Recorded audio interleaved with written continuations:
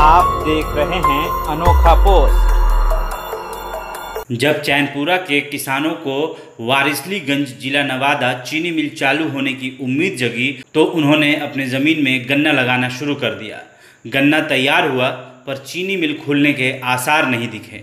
किसान कहते हैं जब मिल चालू थी तब आर्थिक तंगी गन्ने की उपज से दूर हो जाती थी। अब आलम यह है कि बहन की डोली उठाने का सपना भी 2 बीघा ज़मीन बेचकर पूरा करना पड़ता है। आपको बता दें कि लीज पर दी जाने वाली बंद चीनी मिलों का मूल्यांकन ज़्यादा कर दिया गया है।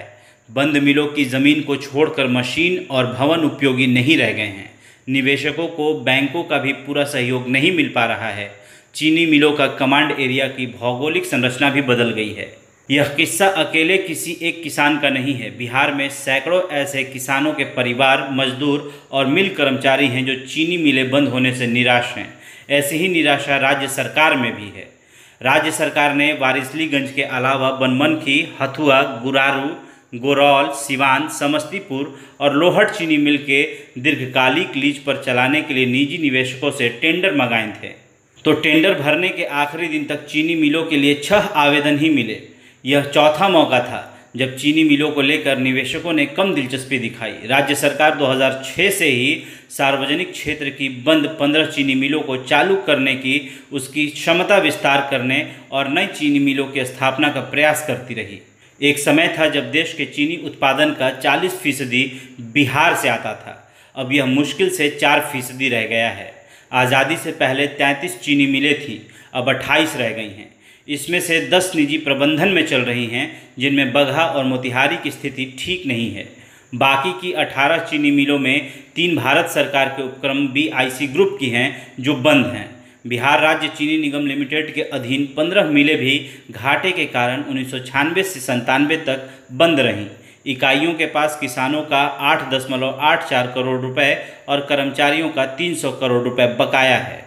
मुश्किल यह है कि निवेशकों की रुचि इथेनॉल बनाने में है, जबकि राज्य सरकार को यह अधिकार नहीं है। ऐसे में बंद चीनी मिलों को चालू करा पाना बड़ी चुनौती है। 2007 से पहले गन्ने के रस से सीधे इथेनॉल बनाने की मंजूरी थी।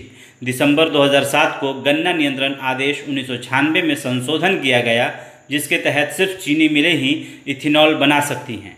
मुश्किलें यहीं से शुरू होती हैं। 2007 से पहले गन्ने के रस से इथेनॉल बनाने की छूट थी, लेकिन उस समय बिहार में चीनी मिलों के लिए प्रयास तेज नहीं हो सका। जब प्रयास तेज हुआ तब अलग से इथेनॉल यूनिट की स्थापना का प्रावधान देश भर में बंद कर दिया गया। इसका सीधा असर बिहार पर पड़ा।